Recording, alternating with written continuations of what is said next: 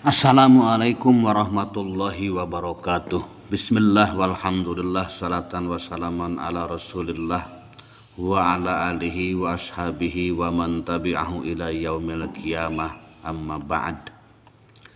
Pada kesempatan ini saya akan menyampaikan kepada para mustami'in mimbar turas, yaitu akan menyampaikan tentang fiqhus syam, yang buku ini ditulis oleh Profesor Dr. Yusuf Qaradawi. Beliau adalah seorang ilmuwan, ulama kontemporer, guru besar Universitas Al-Azhar Kairo, Mesir. Dan saya ada beberapa hal yang akan disampaikan dari buku beliau ini yang berkaitan tentunya dengan masalah berpuasa. Namun sebelumnya saya mohon maaf kepada para mustamin apabila ada kekurangan dan kesalahan yang saya sampaikan, dan mohon untuk diluruskan, untuk dibenarkan.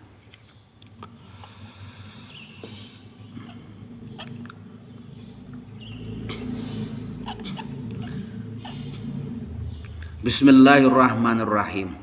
Yang pertama yang akan disampaikan oleh pembaca yaitu tentang asyamu wa hikmatuhu, memahami puasa dan hikmahnya. Ini tentang puasa dan hikmahnya.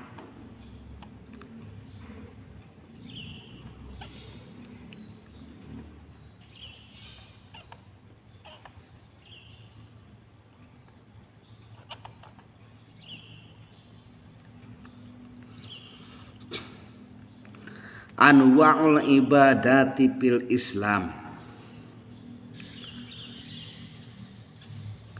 macam-macam ibadah, atau bahasa kerennya itu klasifikasi ibadah fil Islami, dalam ajaran Islam. Di sebelum membahas puasa,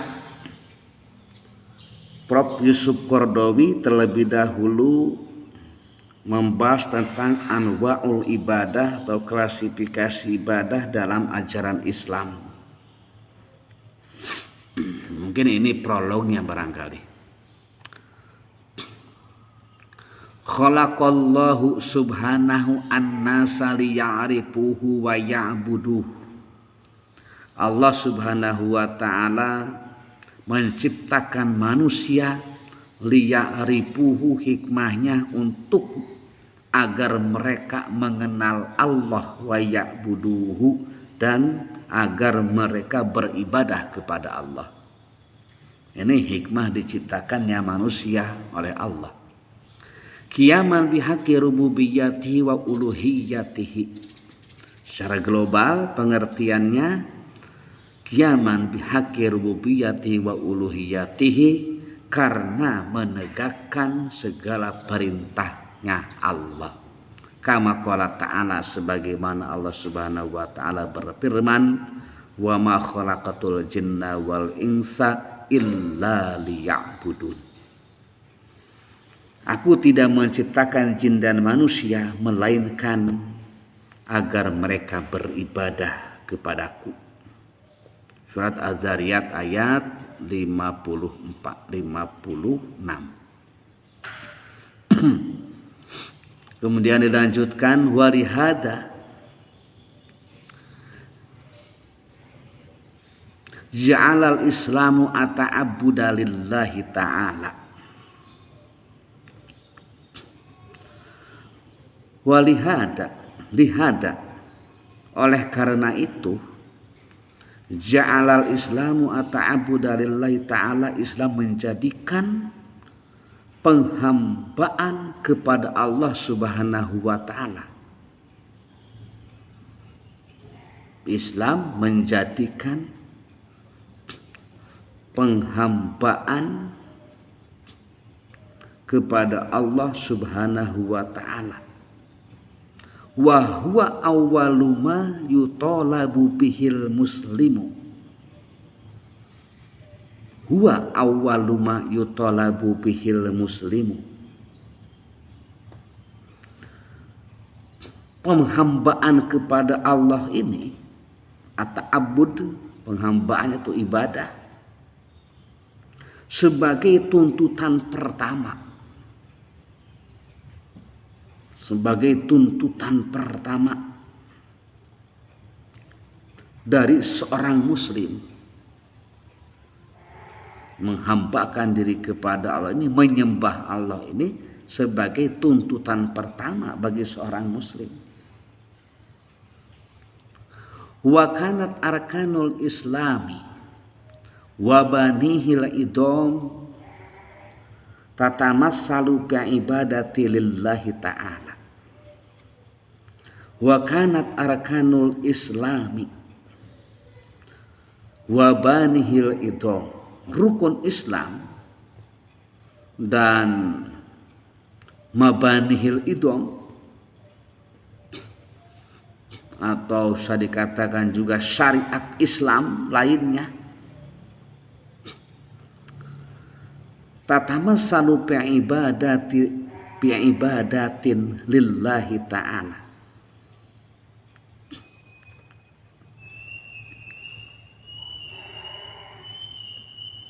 Ini semuanya itu dijelaskan atau dijabarkan atau digambarkan dalam berbagai bentuk peribadahan kepada Allah Subhanahu wa taala.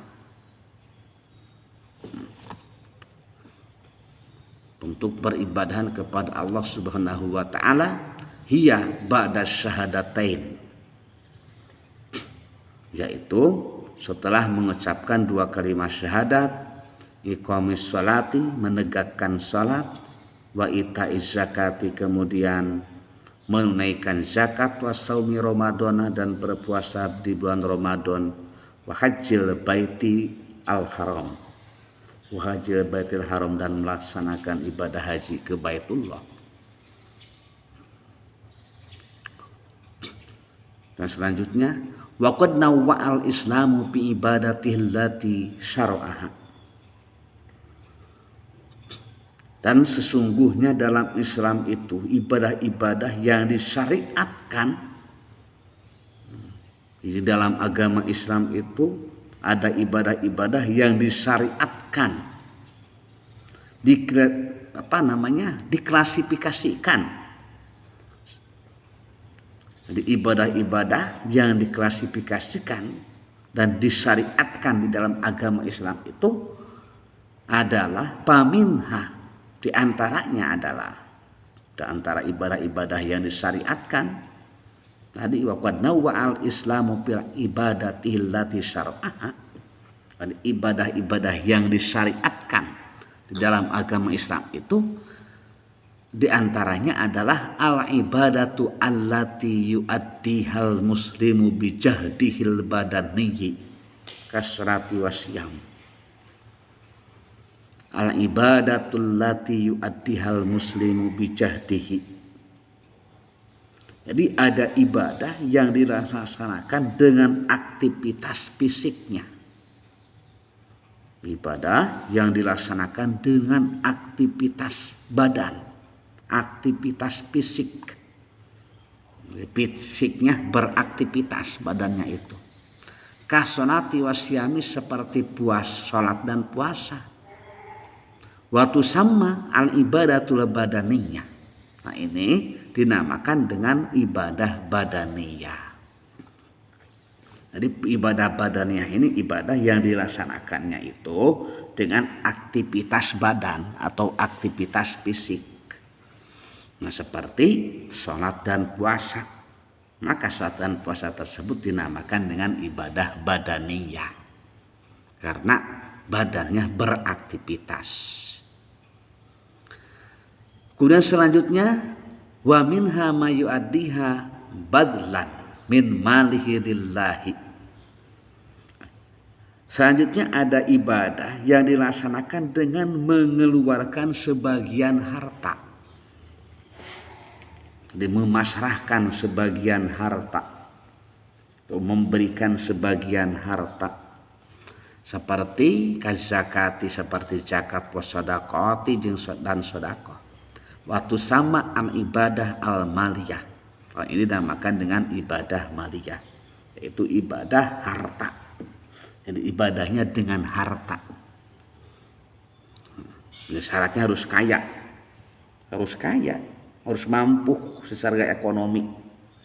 Kalau tadi ibadah fisik, ibadah badaniah, badannya harus sehat.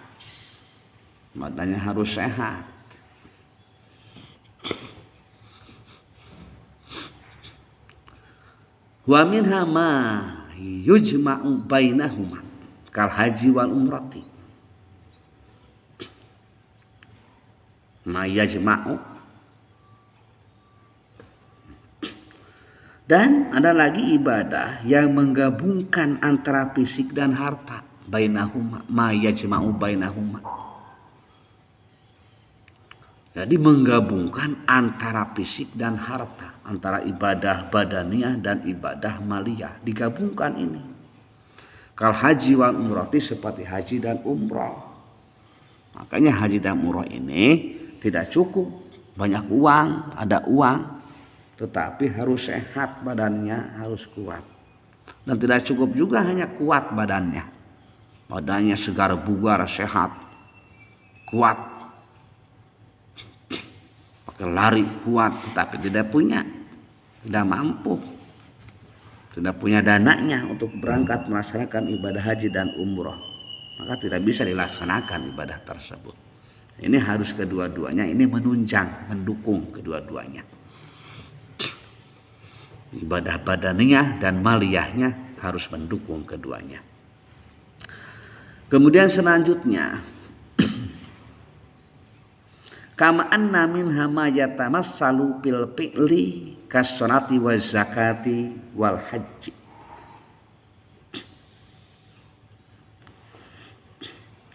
Yaitu ibadah yang bentuknya menunaikan suatu perbuatan. Ma yatamassalu fil amal fil fi'li. Ibadah yang bentuknya menunaikan suatu perbuatan. Kasolati wa zakati wal haji seperti sholat, zakat dan haji. Wa minha ma yatamassalu fi tarki wal kafi. Nah, sebagian ibadah lagi ada wa minha ma yatamassalu fi tarki wal kafi wa huwa siyam. Dan ada ibadah yang bentuknya meninggalkan. Ini ibadah itu harus meninggalkan wal kafi dan menahan diri, wahwa asyam, yaitu seperti puasa. Nah, ini ibadah yang bentuknya meninggalkan, seperti meninggalkan makan, minum, bersetubuh dan lain-lain, sesuatu hal yang harus ditinggalkan yang dapat membatalkan puasa secara syariat maupun secara hakikatnya. Wal kafi dan menahan diri, seperti menahan lapar, menahan segala macam, menahan lisan, menahan hati bahkan. Wahwa asyam. Ini adalah puasa. Ibadah yang seperti ini.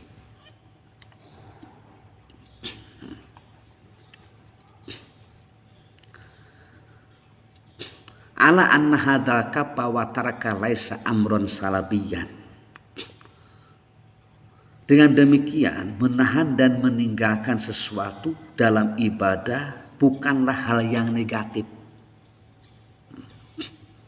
Jadi menahan dan meninggalkan itu bukan hal yang negatif, bukan amron salabian, hal yang negatif, bukan.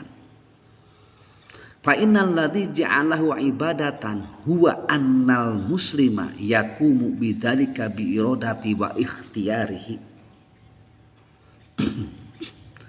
Sesuatu bernilai ibadah, ja'alahu ibadatan, sesuatu bernilai ibadah apabila seorang muslim melaksanakannya sesuai dengan kehendak dan perintahnya,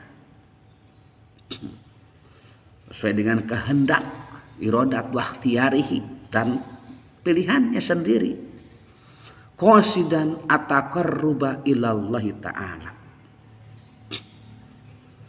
untuk mendekatkan diri kepada Allah Subhanahu wa taala. Ini tujuannya. Tujuannya untuk mendekatkan diri kepada Allah Subhanahu wa taala. Menahan dan meninggalkan sesuatu yang negatif ketika berpuasa, dan ini dijadikan sebagai ibadah untuk seorang muslim dengan tujuan, maksud dan tujuan, yaitu taqarrub ilallah, mendekatkan diri kepada Allah Subhanahu wa taala dengan menahan lapar, menahan dahaga, dijadikan sebagai bahan taqarrub kepada Allah Subhanahu wa taala. Bahwa bihada